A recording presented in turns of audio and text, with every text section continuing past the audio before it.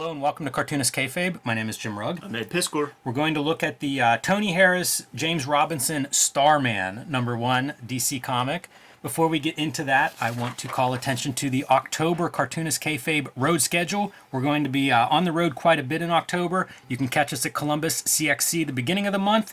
You can catch us at Baltimore Comic Con at the end of the month, the birthplace of Cartoonist Kayfabe. And you can catch me in the middle at Jacksonville Public Library at their Comic and Zine Fest, where I will be their lit chat author on stage doing Q&A throughout that day. So hope to see you guys at one of these locations nearest to your Kayfabe home. I want to invite everybody to like, follow, and subscribe to the Cartoonist Kayfabe YouTube channel if you haven't done so already. Hit that bell icon to be notified when we post a new video, and it'll get you in the front of the Kayfabe effect. It means you'll be the first one looking for whatever comics we're showing off, which sometimes disappear throughout the day or go up in price. So hit that notification button and be first in line to track down these comics. Also, let these videos play through to the end. That allows YouTube's algorithm to share them with other comics fans. It's one of the ways that we grow Cartoonist Kayfabe, and we appreciate your help in that.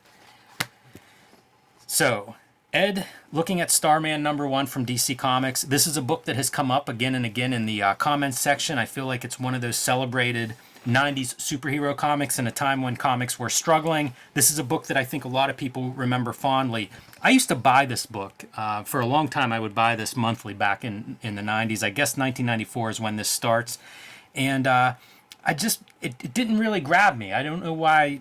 Sometimes I was a completist. If I bought issue 1, I'd stick with a book for a while, and that's what I did with Starman. Got rid of them whenever I purged my comics in the early 2000s, but came across this recently in a dollar bin, and I thought, great. Let's check it out again, because I know it is a popular comic. James Robinson did Golden Age, was one of his series that is pretty well acclaimed, so I thought this would be fun to dive into. Tony Harris, we know probably from Ex Machina, is one of his highest profile books, and a celebrated creative team and a celebrated book from this era. So I was eager to get into this one again. Yeah, and how were you left? Well, let me start with this.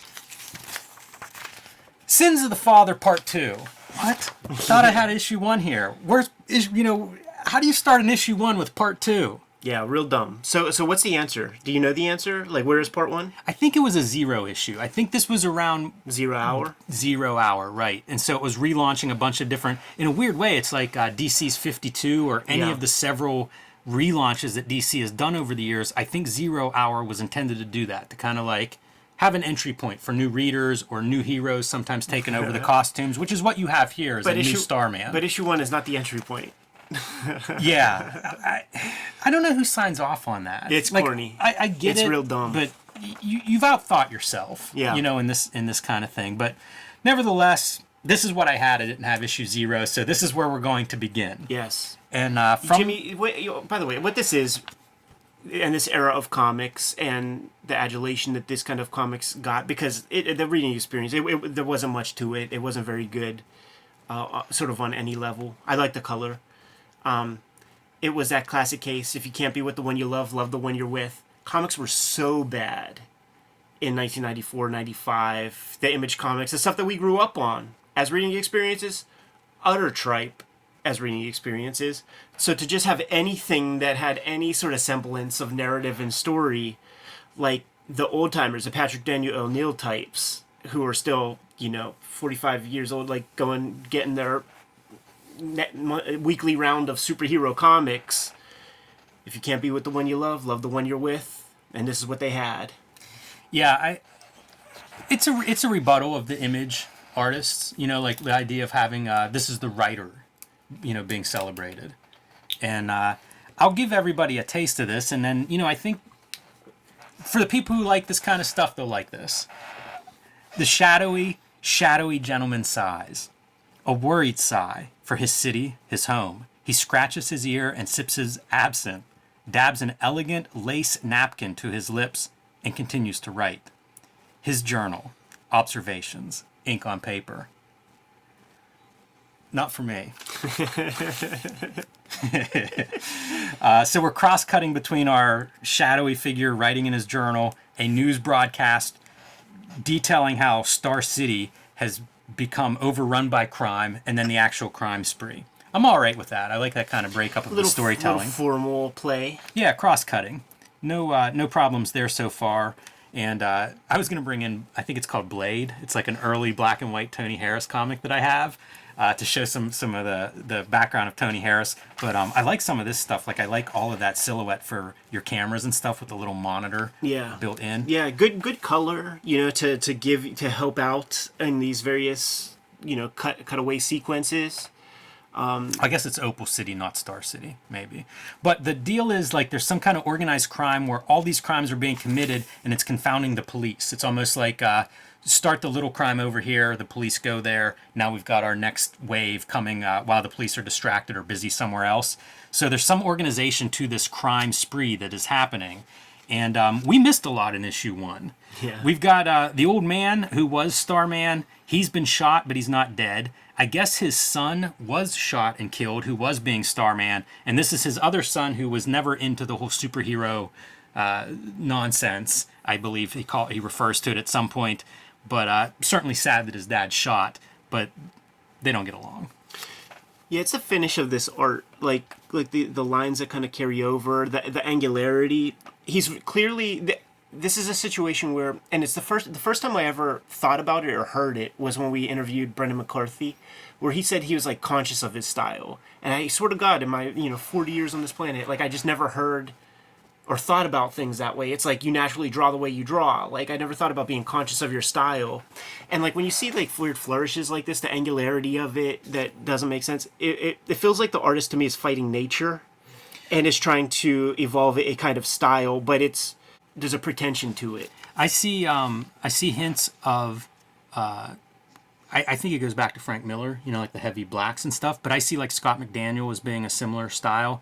I see some of the Gaijin Studio stuff in here, like maybe like some self-freeze light type stuff with this kind of thing, with the geometry of the drapery and stuff. Gregory Wright, your colorist, by the way. Shouts to Greg, man. He's been giving me some great inside scoop whenever we talk about Marvel books from his tenure at the Bullpen and shit. I think even seeing some of the art style lends itself to that kind of Brian Stelfreeze coloring. Like I think of his stuff being really conscious for color, and there's a consciousness for that here. And there's good that's a good drawing, man. This is the thing with style is, can you draw everything in that style? And so like some of this works really well, but I don't think it works for everything. This is kind of a fun part, and I think what a lot of the people that love this book love is the historical reverence for like Starman's history, right? This is the second generation of Starman, so you get like reference to Golden Age, but these are cops who Starman, the old man, had saved their father, and so they're here to kind of like provide a little extra guard on their dad, including this cop who we get a nice ass shot of, and then a squat pose. Just bizarre. Look at the line that overhangs He does that so much. Yeah, like that's what I'm saying. It's an unusual flourish thing, and the guy could draw. Like he knows where the anatomy lies. He knows how all the muscles and tendons connect with everything. It's the final finish that just turns me off. Yeah, it's very sharp. A lot of words. But it's also that thing too, where like this guy's keeping a monthly schedule. So like the best of monthly comics are the guys who can figure out like a really cool way to draw 22 pages a month. And to me, this just it doesn't hit for me. Yeah, I am happy to see somebody try something stylistically, but this is not a style that appeals to me. On this kind of stuff, it's just not attractive. Yeah, and I don't find the page exciting. No, none of them. There's not like a money shot page in the superhero comic, really. Still done with the color, though. He has I guess this is a device, I forget what they call it. It's not quite the Starman superpowers, but it allows him to fly. A Hitachi magic wand, perhaps? And now the criminals have set the city on fire. And back to your point about color, like to me it is cool. Like you have your fires now being the color source for this sequence. And the dad's like, get out of here, because he gets a call from this villain, and there's two villains. One is the Mist, and I forget what the other one's name, but they're very like almost the same. But he gets a phone call in the hospital saying that his sons are dead. This villain's going to take away everything from the old Starman, and he's like, oh, he thinks you're dead. Get out of the city and you can save yourself. So that's where he's heading. The Mist and the Spritz, Jim. Yeah, it's something. It's like the Shade. I think it's the Shade and the Mist, I think, are the two villains. And it's unclear to me who's who. There's a lot of parallels in how they look. There are like two characters that both have sunglasses on, but they're slightly different sunglasses, so it's not the same character. I think you can see they're trying to do a different type of superhero language. Yeah, absolutely. Throughout the whole thing, the guy, he's got his little Janko Paul Frank shirt on, and like a leather jacket, like that's his gimmick. So he's, it's still not. It got that '90s flavor, like if Kurt Cobain became a superhero. Yes. Kind of gimmick. That's exactly it. That's probably another element that makes this book popular with people is that kind of characterization for your unlikely superhero, anti-hero kind of treatment. And again, maybe a contrast, a reinvention of Starman, but in this opposite sort of way. And as he's like getting ready to leave the city, they talk about this villain is going to ruin the old Starman's wife, who's dead. Well, how is he going to do it? He attacks the wing of the museum that's named after her, which brings him back into action. And the text just doesn't ring for me. Like, my brother, being a hero, killed him. I'm a junk dealer who will live to tell the tale. My brother, I don't believe I'm doing this. Yeah. But that's I don't believe he's doing it either. Like, it's the page turn. Oh, what a badass! Yeah, I suppose. Knows some kind of martial arts though. He's beating up these villains. Listen, I saw that karate hand gesture when he was coming down, not believing he was doing the thing. I do still like that color though. It's a good use of turquoise. Not a color you see that often in the background. So here's one of our the first villain with our sunglasses on. Let's call him Neo. That's funny. To be fair, this is years before Matrix though, so at least it's not the Matrix ripoff. Yeah. And Jack Knight goes to escape and gets shot down. Is that Starman's name, Jack Knight? Jack Knight. I think that's his name. I hope it has a K, right? Yes. Knight? I hope that's even right. I could be completely wrong. Hey, man, you were reading this comic. I swear that's his name. I don't remember that I was much, collecting though. Preacher. Yeah, you were right about that. But I fixed my ways. I switched. I switched back to Preacher. But see, the confusion is like, we've got our villain with sunglasses and we've got our other villain in sunglasses and black and sunglasses and black, but they're two different guys. Yeah, one has a top hat. One's a dandy with a peg leg. Oh no, that's just a cane. Here at Cartoonist Kayfabe, we aren't just making videos about comics, we're making comics themselves, and we've got some big releases coming up this fall. Ed Piskor's Red Room, Trigger Warnings, collecting the second season of Red Room is available in stores in September, but you can pre-order that now wherever you order books or comics. You want to pick that up now in time for the Christmas rush, because the way printing and paper shortages are, you want to make sure you pre-order this book to make sure you don't miss out, because once these are gone, it may take a minute or two to get the reprints, and you don't want to be stuck this holiday season without it. My Hulk Grand Design book, the retelling of the 60-year history of the Incredible Hulk, will be in stores in December in time for Christmas. Again, you need to pre-order that book now. Let Marvel know how many of these things to print. This is the best book that I have made. Marvel let me design this book. It's going to be a big, oversized, neon green book that you will want to add to your collection. Put a red bow on it, stick it under the Christmas tree for the Hulk fan in your life. And Street Angel, Deadliest Girl Alive from Image Comics has been out of print for almost a year. We'll be back in print by the end of August or early September. So put that on your pull list now at your local comic shop or online wherever you get books. And now back to our regular scheduled programming. Yeah, so the shadowy man is Shade. It better be. And that's his superpower, I guess. His coat turns into the sky. That's a cool drawing. That's another left-hand page. Talk about the left hand reveals and the thing that comes out of those shadows. So pretty badass power, I guess. It'd be hard to beat this. I don't know how you fight that thing. DC Comics at this era, I felt like it was this way, where it would be like a lot of build-up, and then you get your one or two shots that the artist clearly was given a little time to work. They had to buy time with a bunch of talking head shits to like draw like this cool page or that cool page. But it's like 19 basic pages and then 2 cool ones, 3 cool ones. Like that was this whole era of like this paper stock and this level of computer color. Like all DC Comics like had that kind of energy. And who's the darlings? It was like Michael Lark. Like there's something. This guy's trying to do something. I don't know if he's there yet. Yeah. I think Michael Lark's late '90s, early 2000s, And I'm telling you, like, to me, this is totally Scott McDaniel. You know, he was kind of hot for Daredevil. That Daredevil run that he did, I think he got a lot of praise for. And that was something I was reading, and it's the same thing. Like, I don't actually like it. Like I go back and look, and it's almost Frank Miller, Sin City, but it isn't. And the difference is vast in my mind. Totally confused. Like this whole time when you were saying that, I was thinking of Scott McCloud. When you said Scott McDaniel, but yeah, sure. But then so he's cribbing off of like Sin City, like trying to do a Sin City kind of thing. I guess McDaniel. Yeah, I guess so. And I mean that's what I feel like with this. And I think, to be fair, Tony Harris does certainly come into his own, and he evolves quite a bit. But man, this first issue, like, hats off to the people who stick with it. This is really fascinating. It's, you know, you got to do something with your extra page in the back, and we don't want to pay everybody page rates, so we get our text piece from someone. Don't know who. Could be an editor. You know, often an editor writes this. Maybe it's Robinson. Don't really know, because it is not credited. That's funny. That's super funny. It's about collecting, because, you know, our man Jack is a junk store dealer, so he's a collector. He said so.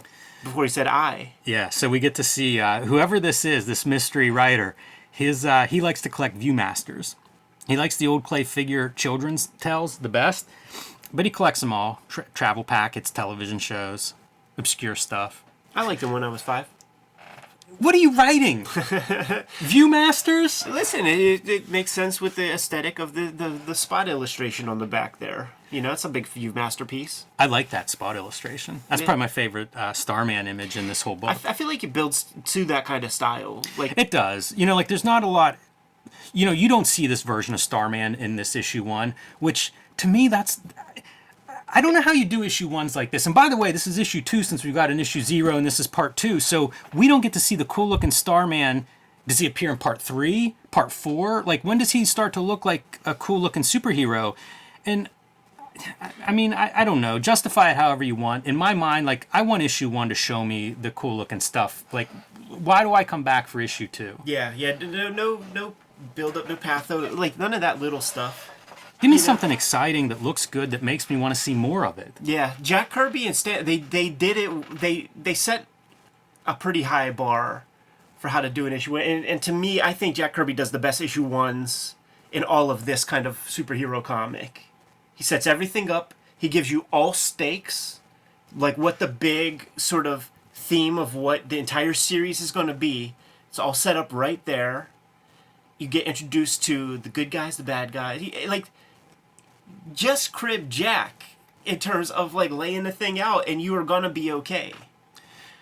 Like, whenever I was starting up some new stuff, I grabbed, like, all these, like, image issue 1s and all these trades and stuff. And because they're building up for the trade, every issue 1 is just like, it's just nothing, man. It's all it really feels that way here, where, like, this doesn't stand on its own to me. No. I love this green reflection of the buildings in the water, and I guess I'll give credit to Greg Wright for that. There's a few colors in here that I don't see very commonly in comics, and I don't know if he's doing digital color at this point. Probably, I'm guessing, 94. When you see this stuff, early stuff, that's digital. Well, I mean, he may be doing color guides and somebody might be translating them. Yeah. But some of these colors feel like new colors, like that turquoise sky earlier. Mm-hmm. And I like a lot of those. And a lot of it's flat color, too. And I think that really works, and I like that part. And I think that's something, quite frankly, that some of the fans of this book responded to. Yeah, maybe. You know, like, it's part of the visual presentation, and I do think it finds its way in that regard. It's thoughtful. Like, that's a nighttime Caucasian flesh tone. Yeah. You know, as opposed to daytime or something illuminated by fire. And we've seen a bunch of different examples of that throughout. So, there you go. You know, yeah, Jack Knight. Jack Knight is our guy. And a little bit of comics coloring demystified. I don't know if you saw this part or not. No. But it kind of walks through that process of how they color comics. And they do say that, you know, like the colorist goes in and colors on the paper, but then a digital, that's digitized by a like a color separator, I think they called them at the time, that would actually make the digital files for print. Yeah. So It's super fascinating. Back in that era, man, where not everybody had computers. yeah, interesting time period for 90s, man. Things are sinking and everybody's trying different stuff. Yeah, like I basically found comic shops and stuff when this is already running, and it would be the old heads who were so into it, And it was always on my mind. Like, I even told you in text, like, yeah, man, I can't wait to read this thing in good faith. And then I was just like, I mean, I couldn't get through it. That's how I felt. I was looking forward to revisiting it because I do remember not really liking it, but knowing that it does have, I don't know if a cult following is the right word. I think legit, like a lot of people, this was their favorite superhero comic for a while when this is coming out. It feels like a response against like the Image books more than I see something as like this is exciting on its own merit. Sure. But I think there is a version of this stuff too that's almost in line with books like Marvel's. You know, it's a weird nostalgia that's a main ingredient of this kind of subgenre of superhero comics. Absolutely, man. They're going with my thesis of if you can't be with the one you love the one you're with, man. Stan and Jack ain't making comics right now, so like this is what you get, because if you don't go with this, you're going for Windhammer, Exo Manowar comics, or fucking Cyberforce. I will take this over Valiant. Yeah. If you told me I had to read more of one of these publishers or one of these comics, I would take this one over what Valiant was doing by 1994. Well said. You good to go? Yeah. Kayfabers, like, follow, subscribe to the YouTube channel, hit the bell, we'll notify you when new vids are available. Jimmy, what is out there? Hulk Grand Design, the collection is coming out in December. It's oversized treasury like the Fantastic Four and the X-Men Grand Design books. It's the best book I've ever designed. So pre-order that now at your comic shop or online, wherever you pick up books. Pre-order it now so you'll have it in time for Christmas and so that you'll be able to get a copy, because once that print run is set, who knows whenever you'll see more of these things. And I want Marvel to keep doing Grand Design, so we need those pre-order numbers to come in strong. And you can follow me on patreon.com/JimRugg, where you can see a lot more of my comics and art and process. Red Room Trigger Warnings trade paperback is hitting stores September 2022. Murder on the Dark Web for Fun and Profit is the name of the game. Go to your local comic shop, put in your pre-orders. Go online, go on Amazon, put in your pre-orders. Go to my link tree in the description below. You can pre-order the comic directly from Fantagraphics. You could order current and future Red Room comics there. And if you go to my Patreon, you can read the serialized Red Room comics that will be coming out sometime next year. $3 gets you the archive there. Nearly 300 pages worth of stuff up there as we speak. What else do we have out there, Jimmy? Subscribe to the Cartoonist Kayfabe newsletter at the links below this video. You can also find Cartoonist Kayfabe t-shirts and merchandise at the links below this video. Another great way to support the Cartoonist Kayfabe channel. Given those marching orders, we'll be on our way. Read more comics.